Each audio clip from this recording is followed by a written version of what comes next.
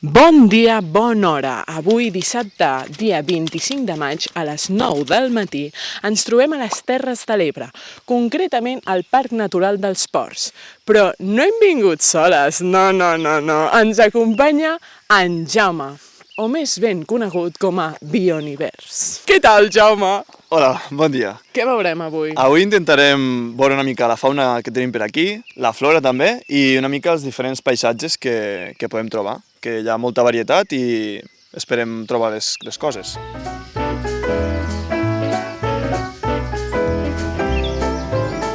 I ara, on ens trobem?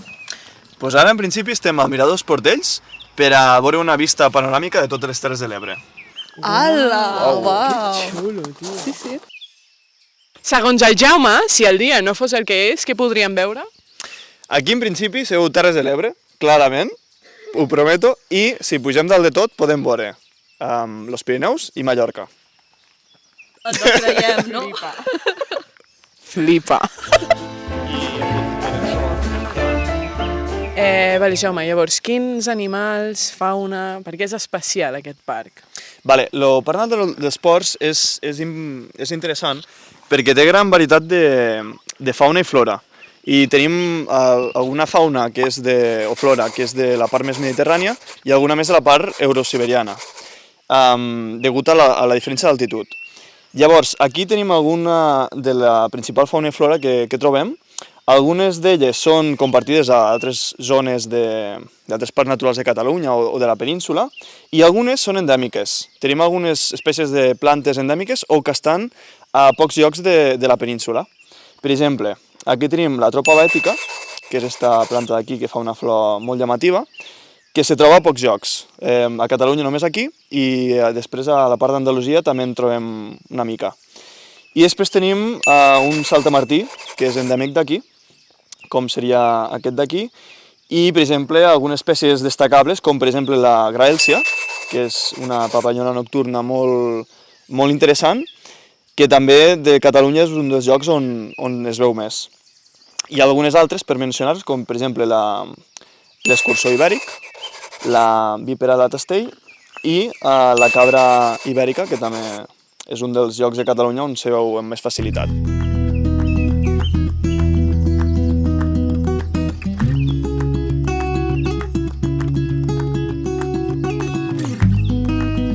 La llum! Ja estem quasi a dalt del Monte Caro, que està a uns 1.442 metres. Què passa aquí, Jaume? A veure, explica'ns una mica, per què fa sol? Bueno, nosaltres venim de la part marítima, tot això que són núvols, allí quan està despejat se veu tot Terres de l'Ebre, la plana de les Terres de l'Ebre, i ara està tot cobert de núvols. En canvi, com aquí tenim el Parc Natural dels Ports que puja a 1.400 metres de cop, en aquesta part no hi ha núvols i mostrarem moltes vegades un mar de núvols per tota la vessant marítima. Si vas mirant per aquí i per allà, tot això és la part marítima que està coberta de núvols. Llavors, a aquesta part d'aquí, que seria la part de dins del parc natural, solem tindre un microclima. Està com aïllada de la resta de la part marítima. Llavors aquí, quan neva, se conserva bastant bé la part de la neu durant més temps i té un clima diferent. Per exemple, aquí plou bastant més que a la part marítima i això li dona una peculiaritat interessant al parc natural i moltes espècies poden sobreviure aquí, per exemple, de caràcter una mica més eurosiberià, que no pas a la part del Mediterrani, o a la vessant marítima del parc, que és més flora i fauna més mediterrània. Vale, darrere nostra tenim aquesta vall de la que ens has parlat abans. Llavors, et pregunto, per què una de les dues cares està més vegetada que l'altra? Això és degut a que tenim esta vessant d'aquí, esta cara és la cara nord, llavors el sud el tenim aquí i per tant on pega més el sol és més a la cara sud. Llavors tota la part sud sempre sol haver menys vegetació, no es conserva tant la humitat. En canvi, a la part nord tenim molt més vegetació, més bosc, plantes més de clima més humit. I si mires cap allà, també tenim una cara sud on se veu molt bé que és una praderia i no tenim tant de bosc i la humitat no es conserva tant.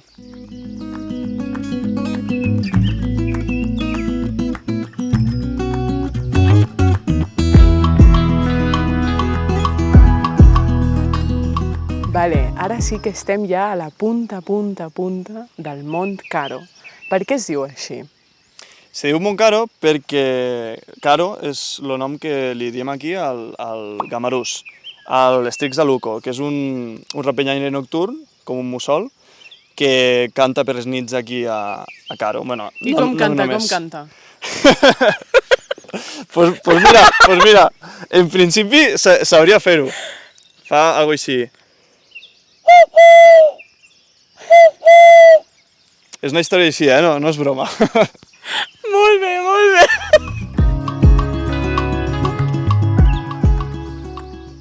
Esta de roca d'aquí és una roca calcària, que és la representació de tota la roca que forma el massís.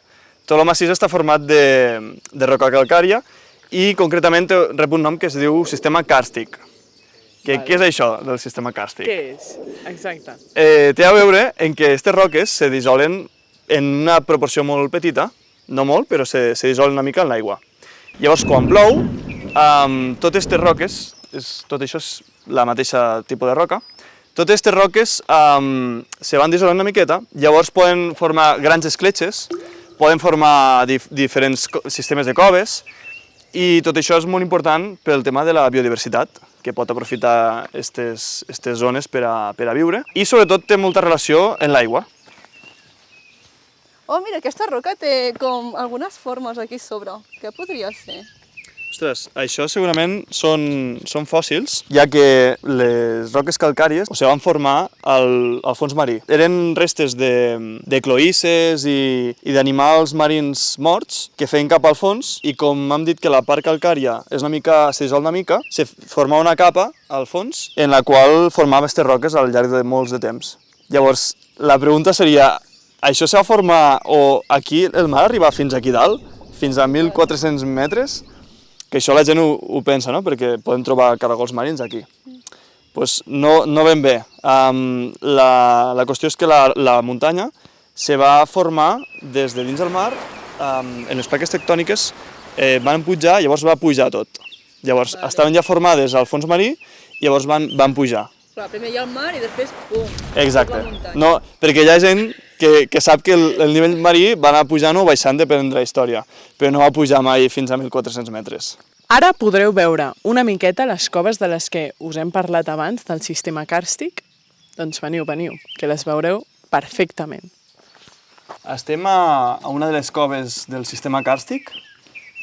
Tota la roca segueix sent calcària, per tant se desfà una mica en l'aigua, i si us fixeu hi ha gotes que cauen, o si no se poden escoltar.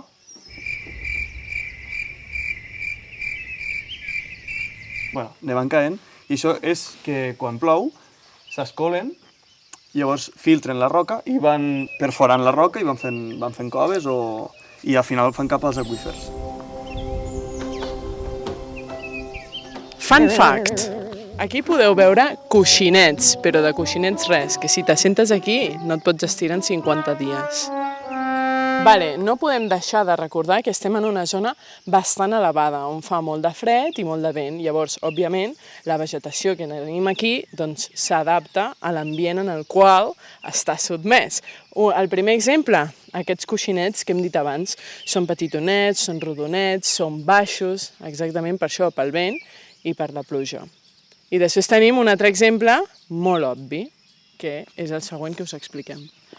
Tenim a les parts altes on fa molt de fred i vent, la vegetació està molt exposada i per tant els arbres no són molt alts i els que hi ha a vegades estan pentinats. Tenim aquí pins que es diuen pins pentinats o en forma de bandera i veiem que per una zona no hi ha quasi vegetació ni rames, en canvi estan tota la vegetació cap a la part on no pega tant el vent.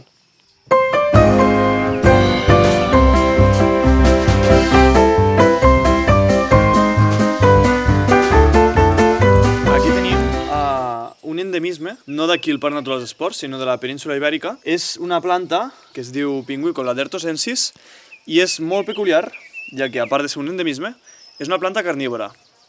Llavors, no és la típica planta carnívora que teniu en ment, la típica que tanca l'insecte, sinó que les seves fulles té com... segrega una sèrie d'enzims, una sèrie de gelatina, que el que fa és enganxar insectes, petits insectes, llavors els degrada allí mateix i absorbeix els nutrients. Això ho fa perquè, com podeu veure, no tenen pràcticament sol. Estan en roques calcàries, ¿vale? Són calcàries sempre, i hi ha molts pocs nutrients. Llavors, per compensar la falta de nutrients, el que fan és atrapar insectes d'on trauen l'alimentació. Té una part allargada característica. Aquí tenim les fulles en diferents boletes, que serien substància que segrega, i alguns insectes atrapats, que serien aquestes petites boletes negres. Aquí tenim una planta també molt interessant, que és el cornyol. Té una forma molt característica. Si us fixeu, té les flors cap per avall, i llavors els pol·linitzadors, els insectes, abans havia un borinot per aquí, se posen a la part de baix. I també tenen estructures aquí interessants, van en direcció contrària a la flor, i si no recordo malament és perquè tenen nèctar per a que els insectes vagin a pol·linitzar les flors. I aquí al port tenim una planta endèmica del mateix gènere, que és l'Aquilegia paui, tot i que és més difícil trobar-la i és una mica més petita, una mica més de color rosa. Però bàsicament és un exemple dels endemismes que tenim aquí i una de les importàncies del parc natural.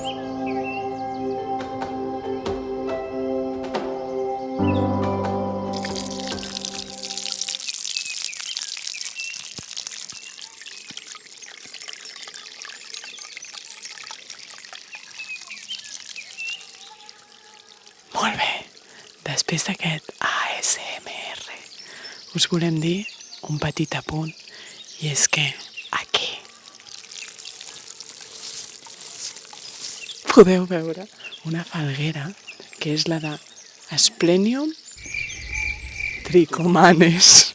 Asplenium trichomanes, o falguera del cordó negre. Per què es diu així?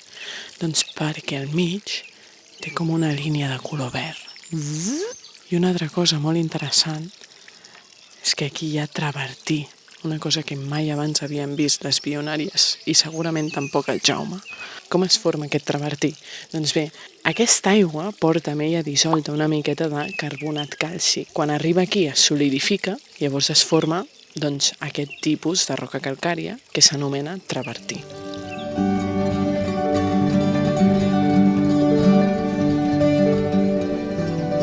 Ara ens trobem en una zona bastant humida del Parc dels Ports. Llavors, quin tipus de vegetació podem trobar aquí? Aquí tenim, detrás nostre, l'avellaner, que és una espècie de muntanya mija que sol estar associada a llocs humits, i aquí, per exemple, hi ha un rierol. Poden fer-se bastant grans, este és un exemplar molt, molt gran, i allí també n'hi ha un altre. És una zona on se conserva bastant la humitat i poden viure aquest tipus d'espècies.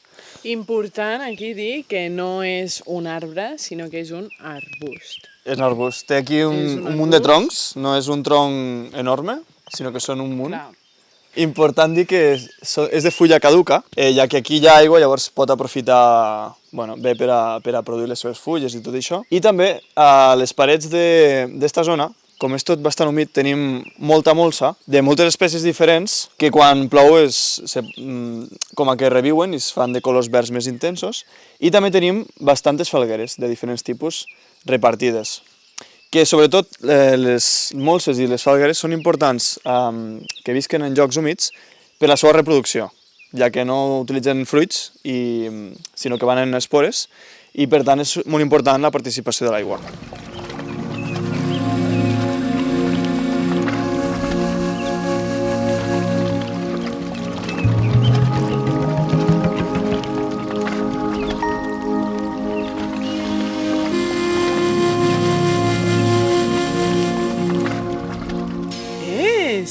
Sí, sí.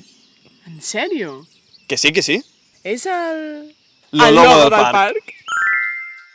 I ara portem ja unes quantes hores caminant i hem vist diferents pins, però, clar, són tots iguals, són la mateixa espècie. Hi ha molts de pins, però aquí al port tenim bastantes espècies, diferents espècies.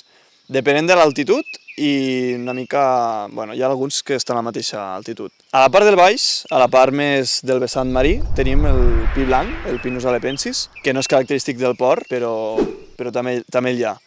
I després a la part ja de més altura, 1.000 metres, ara estem uns 1.000 metres, tenim dos, principalment. Tenim el pi roig, allí, i el pi negral, o pi pinassa, que es diu de les dues maneres. I per diferenciar-lo, si veus, tenim que a la part de dalt de l'escorça, del pi roig, hi ha un color com roginós. En canvi, la part de dalt del Pinus nigra és totalment grisa, igual que a la part de baix. Si us fixeu, tenim diferència de mida de les fulles. Les fulles del pi roig són bastant curtetes, en canvi les del pi negral són bastant més llargues. Aquí podem veure la diferència.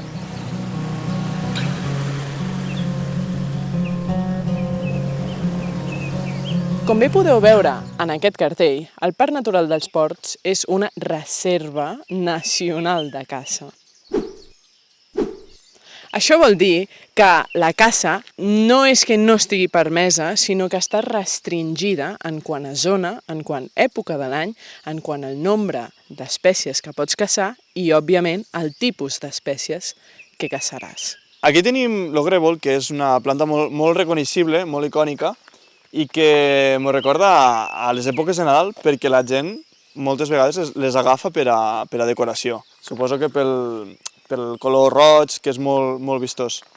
I degut a això se va prohibir la seva recol·lecció perquè la gent anava al camp i agafava les fulles, agafava els fruits i això podia perjudicar-la per a reproduir-se. I està molt protegida. Arrencar una fulla d'això està prohibit totalment i te pot caure una multa. Aquí darrere tenim el que s'anomena boix. Està bastant extès pel Parc Natural dels Ports. Si us apropeu, tenim aquí les fulles que estan com més tendres, molt més verdes, i després estan les verd més fosques, que són com les antigues. El nom científic del boix és Buxus sempervirens, i sempervirens vol dir que sempre està de color verd. Són fulles perennes, llavors que té un verd fosc molt intens, i és així perquè està sota bosc. Llavors necessita captar la llum del sol, per tant necessita molta clorofila, perquè baix al sotabosc hi ha ombra. És superimportant per al Parc Natural dels Ports perquè caracteritza el paisatge que hi ha. Tots els animals se poden amagar aquí, és molt característic. I avui en dia tenim una problemàtica que ja ha afectat part dels ports, sobretot a la part de la Sénia, que és l'eruga del boix, que és una espècie invasora que ve d'Àsia i que devora completament el boix i el deixa sec, no queda ni una fulla. Llavors és una gran problemàtica que aquesta part del parc de moment no l'està afectant i veurem si durant el temps s'aguanta o no. Molt bé, això que tenim dalt dels nostres caps és un teix. Que nota això. Hi ha gent que confon les dues paraules, però no passa res. Sí, és bastant fort, confondre. És bastant fort. Perquè estàs parlant d'un... Un animal i una planta, no? És que quina relació té, a quin cap entra això? O sigui...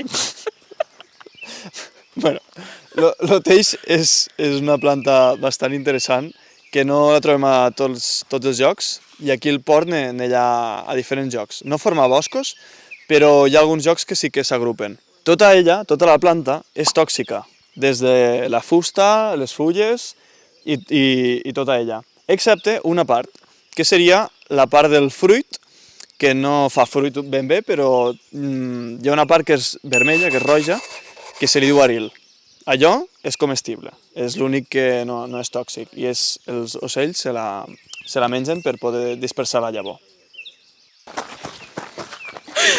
Fins aquí el vídeo d'avui! Hem estat al Parc Natural dels Ports i hem de donar-li especial gràcies al...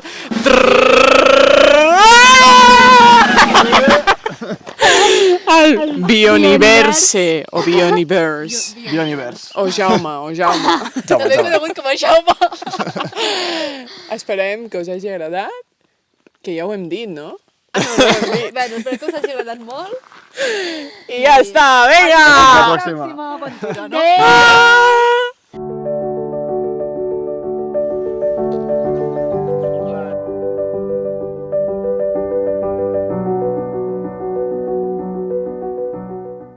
Us dono un consell.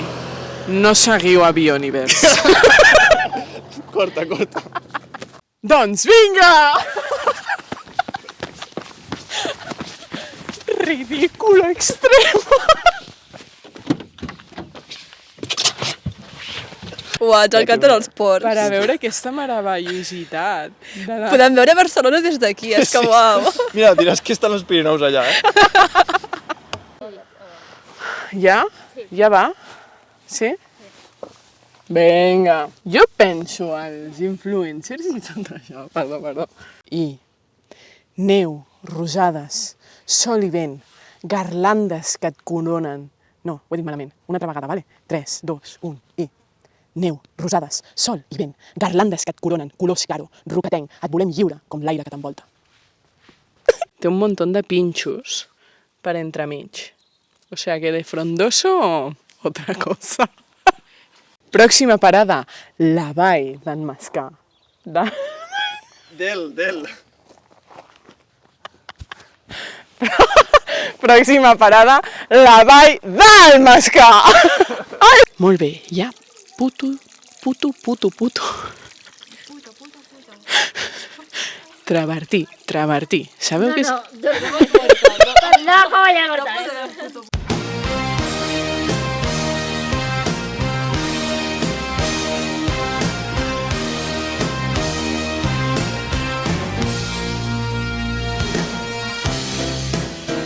És això amb el que pots veure la diferència amb un arbre. Exacte. Sí, seguim. Seguim, vinga. I bueno, també... Lo logo. I dic mi burrito sabanero va al camino de Belén. Ok. Però bueno, vale. Ai, Jaume, això em recorda el típic arbre de Nadal, no? Com es deia? Bueno, arbre de Nadal no, però... Déjame más mal. És que arbre de Nadal no és. Què? No és ni arbre, no? Això és decoració. Sí que és arbre, sí. Jo pensava que era arbust. Bueno, això depèn de com ho consideres, però sí que es fa un arbre. A veure, això és la... se posa decoració. Lo típic a la paret...